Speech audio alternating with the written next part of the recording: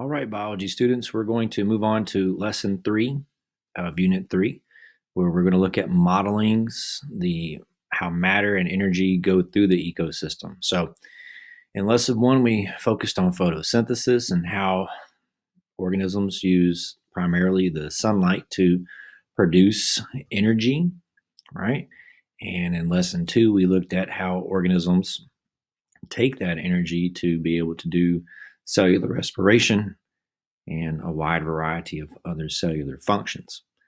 Now, in lesson 3, we're going to put a lot of concepts together that we've studied so far this year and make some strong connections throughout.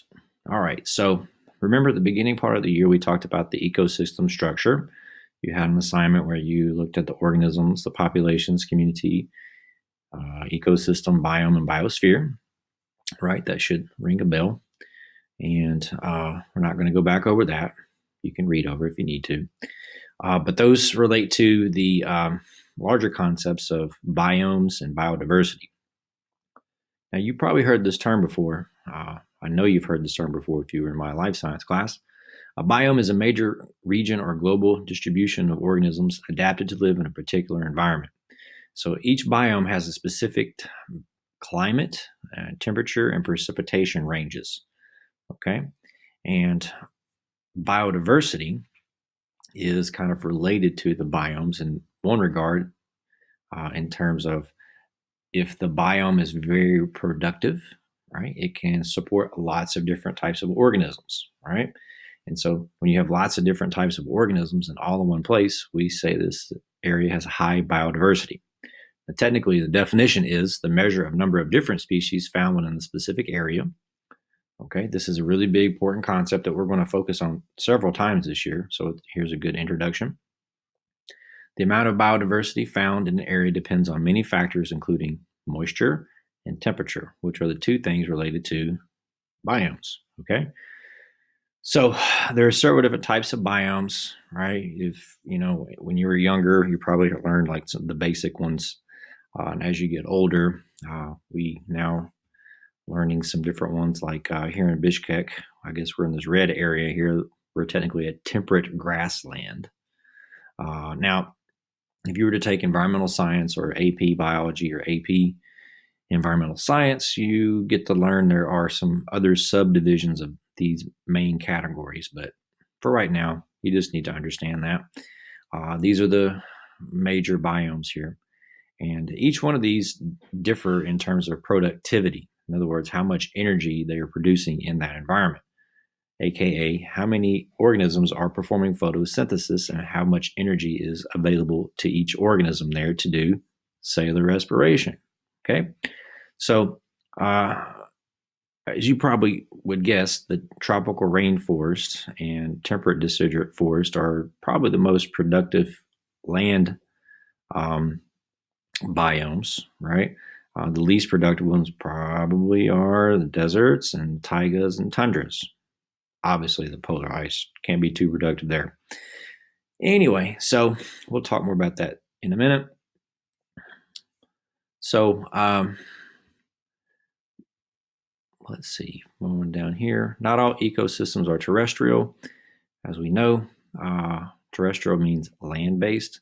About 71% of Earth's surface is covered in water. And so we do have some aquatic ecosystems that we will focus on this year too, including saltwater or marine and freshwater. So marine, in the oceans, you do have some coral reefs. You do have some areas here like these kelp forests off the coast of California. And you have freshwater like lakes and ponds and rivers here. And you have some ecosystems where these two things meet. These are called estuaries, and the other ones here are like delta areas where you have rivers entering the oceans. Okay, so technically, some of the most productive ecosystems in the world are estuaries, right? Estuaries, there you go. This is where freshwater and saltwater mix. You do have kind of a mixture of freshwater organisms and marine organisms. The marine organisms tend to go here and spawn and lay their eggs. This is a very productive environment, so there's lots of food there for them to eat. Okay, so generally speaking, also wetlands are very productive in terms of where animals like freshwater animals go to spawn as well. So moving right along. So technically, your most productive biomes are your aquatic biomes. Moving right along. All right, so you guys can go through here, look at that. Now we're going to go on over here to exploration 2. All right, so exploration 2 is energy and matter flowing through the ecosystems. So let me scroll down here. Now, we all know how food chains work. You've seen these before. You have some type of producer producing the food. In this case, this is grass. So the grass is converting sunlight into sugars, right? You have an herbivore, which in this case is a little bunny rabbit. And the bunny rabbit comes and eats the wheat or the oats or whatever this grass is. And that energy that's produced in the sun is then transferred directly to the rabbit. Okay. And a rabbit will be eaten by a carnivore. In this case, this is like a diamondback rattlesnake. So the rattlesnake will eat the rabbit, the herbivore. So the producer produces the energy, right? And then it passes it to the herbivore, and then the herbivore passes that energy to the carnivore. This makes up what we call a food chain, a sequence that links the species by their feeding relationships. Okay, so a food chain is usually a direct one right after the other relationship. Okay, now this is a very simple model that shows how energy flows through the ecosystem. Not all consumers are alike herbivores, such as the desert cottontail rabbit. All right, so carnivores are a wide range of organisms. There's a couple words there you need to know. Omnivores, I'm sure some of you already know this, are organisms that eat both plants and animals. In desert ecosystems, such as rats and kangaroos, are omnivores. They both eat seeds and insects. Here's another term that you probably haven't heard of, ditrivores. You need to know this, or organisms that eat detritus, which are technically dead organic matter. So a dung beetle would be a ditrivore, right? Earthworms are ditrivores. They feed on decaying organic material like rotting plants and or rotting animals. Yum, yum. So you have what we call decomposers as well. There are organisms that break down organic matter into simpler compounds, such as fungi, certain microbes in the soil. Earthworms are technically decomposers too.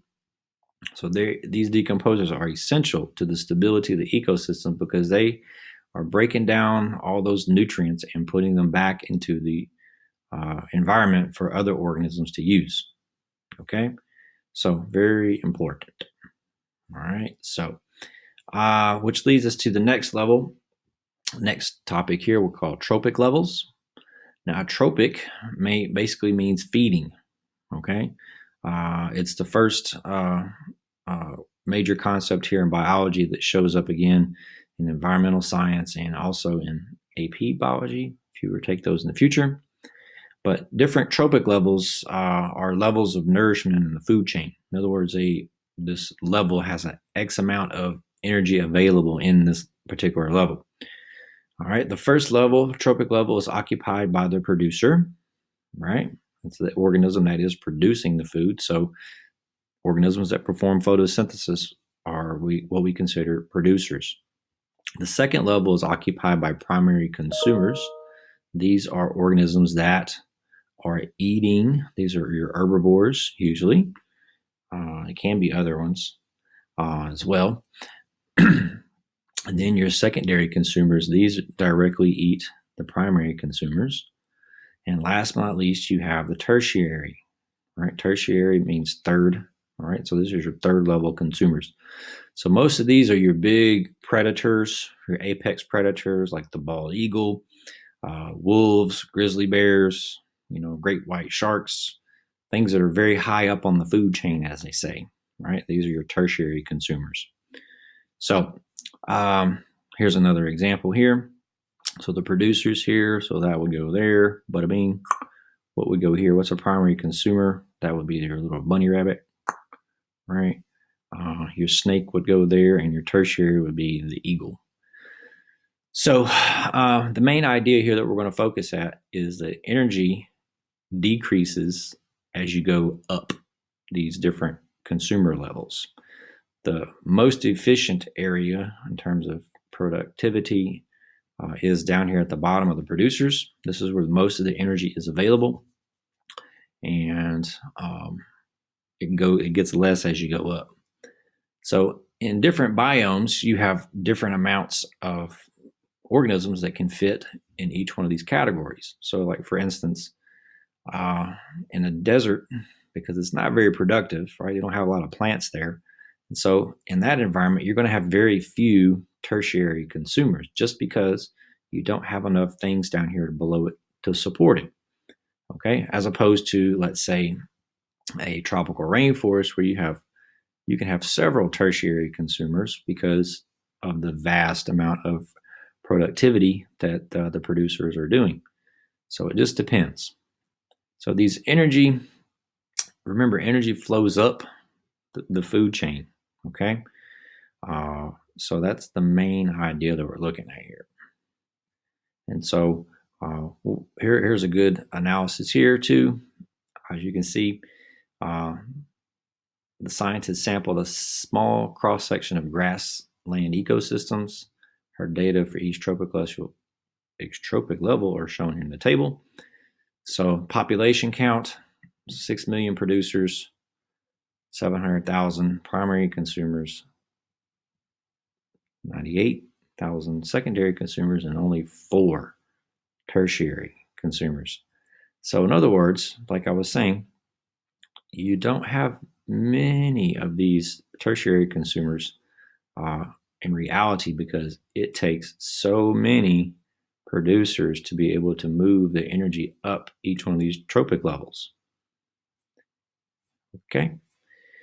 So moving next, the food webs are not isolated units linked together, but they're interconnected because in reality, animals eat a wide variety of things. Okay. So here at the bottom of the food chain, your algae is going to be a producer in this environment, right? Along with the sea sponge, right?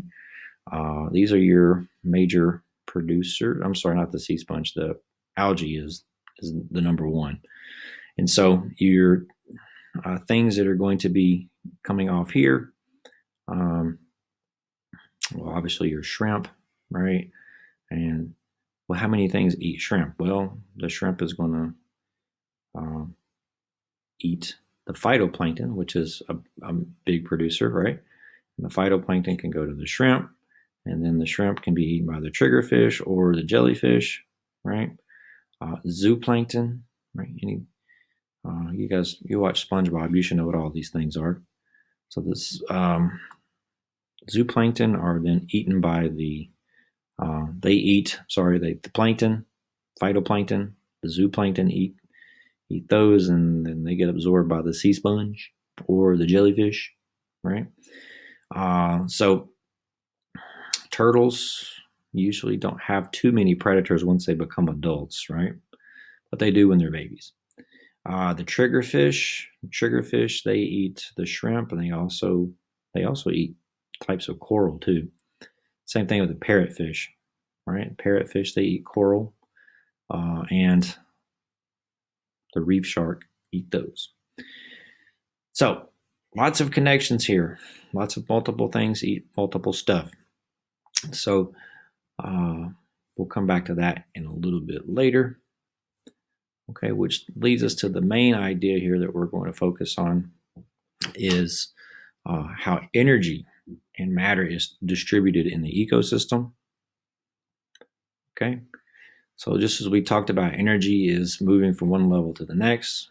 In the process of moving up, remember respiration gives off heat, right? And it's not an efficient process, okay? Because the more you move up, the more energy is lost over time. So, a couple terms here you need to understand. First of all, biomass, all right, is basically what is being produced after the energy is used up. All right. So, for instance, a tree, what is the biomass of a tree?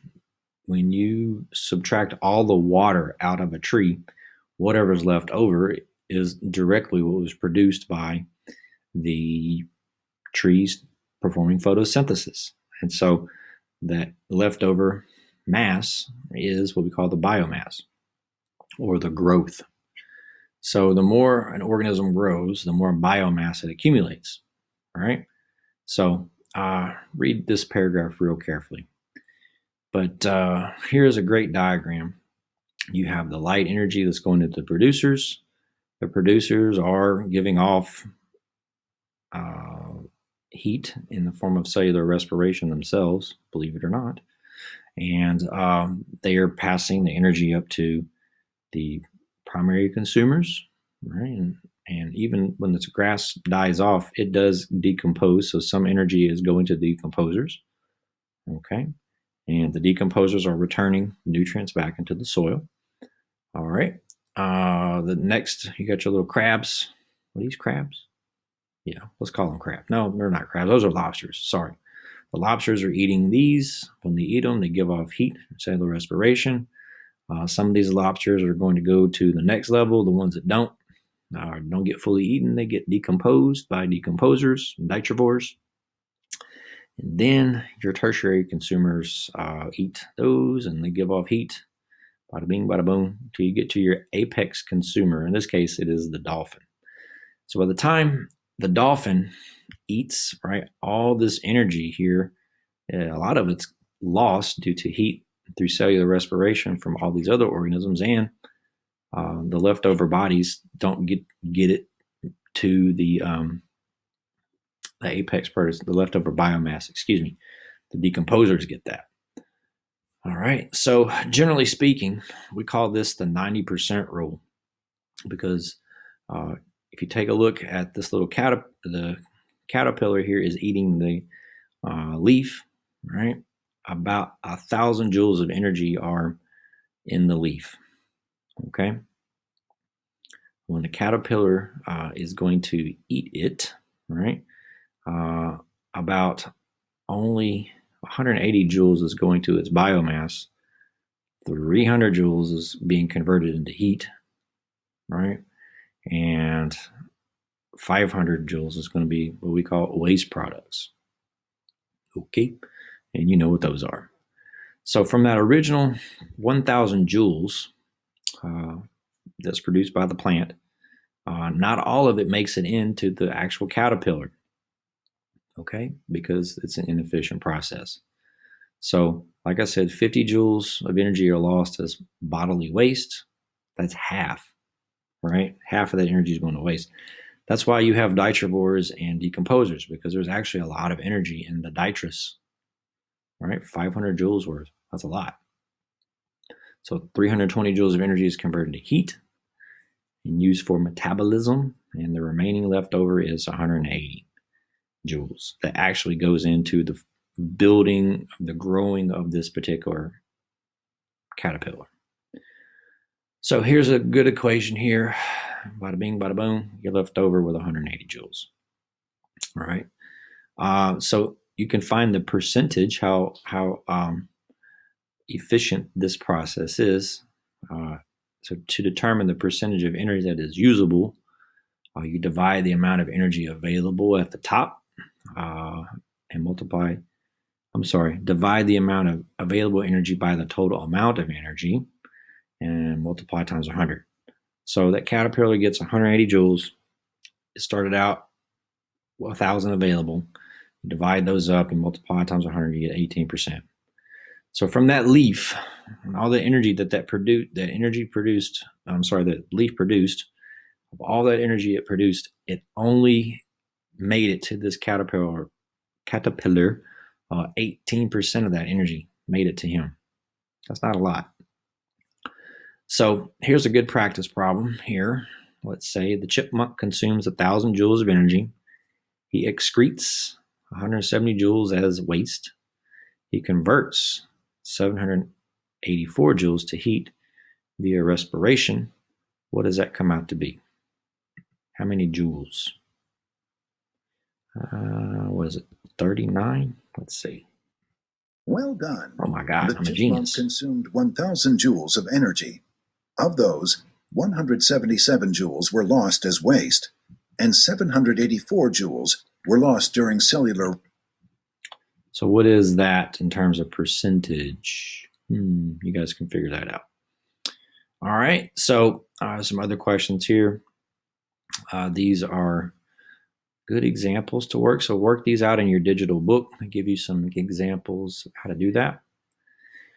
And the last part here, we're going to do a worksheet on this. This is going to be your activity that you're going to do. These pyramid models.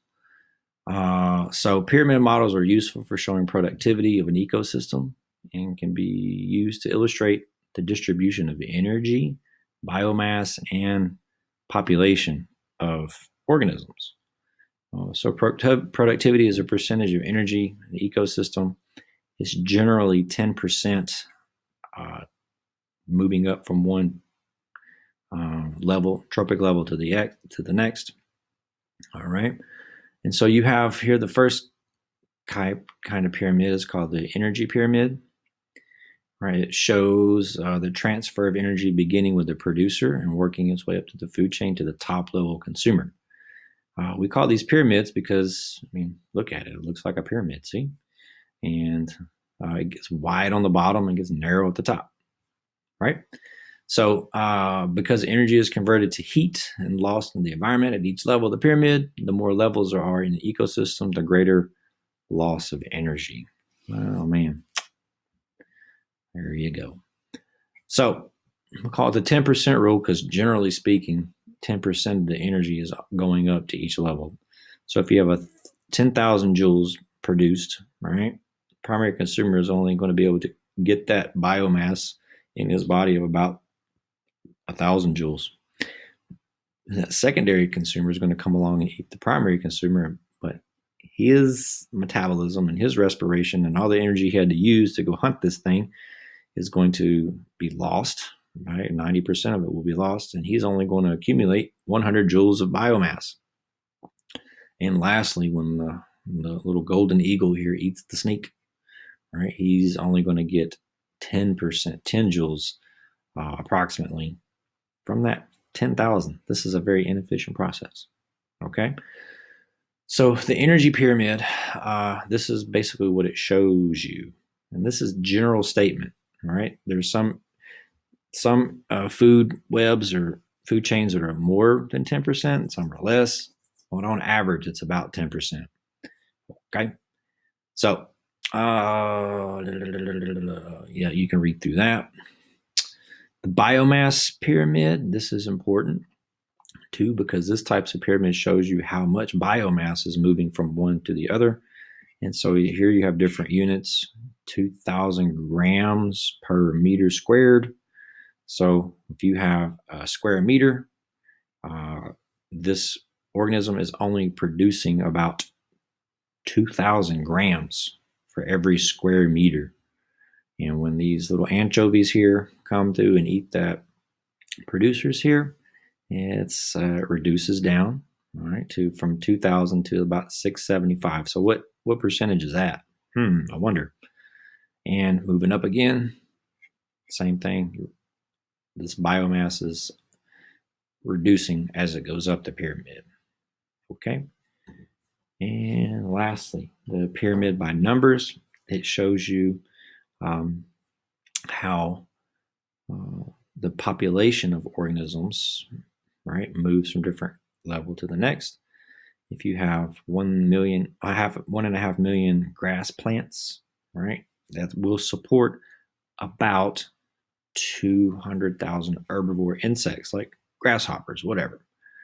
Then you have your predatory insects, all right, that will be about 90,000, all right, and one bird will need approximately 90,000 predator insects in order to sustain one particular bird. So that's that. Now take a look at this one. This one's the one that's a little bit tricky. Now, as you can see, this pyramid here is narrow on the bottom and wide in the middle and narrow at the top again. Okay, well, let's think about this. This is a temperate forest in the summer. Okay, so 200 trees, right, can support 150,000 herbivore insects. So that's why it's this shape, because the 200 is much less than that. But because these things are huge, ginormous trees, and these are really small insects, that's why it's shaped like this. Those 200 trees could easily support that many insects because of the huge size difference. Okay, so even though there's less of them, they make up for that because they are huge and massive in terms of their biomass.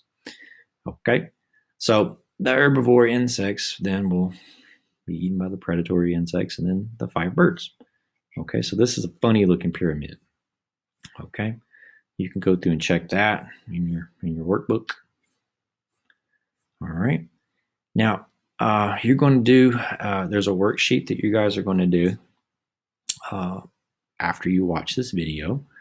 I think, where did it go? It's up here somewhere. I'll show you today in class.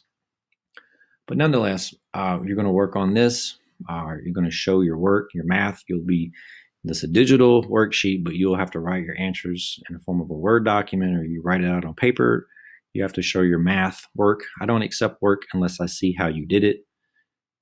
Those of you who had me in physical science last year, man, you already know the business. And those of you who didn't have me in last year, just chat with the other kids. They'll explain to you.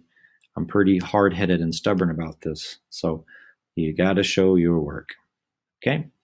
So anyway, so you'll work on that assignment.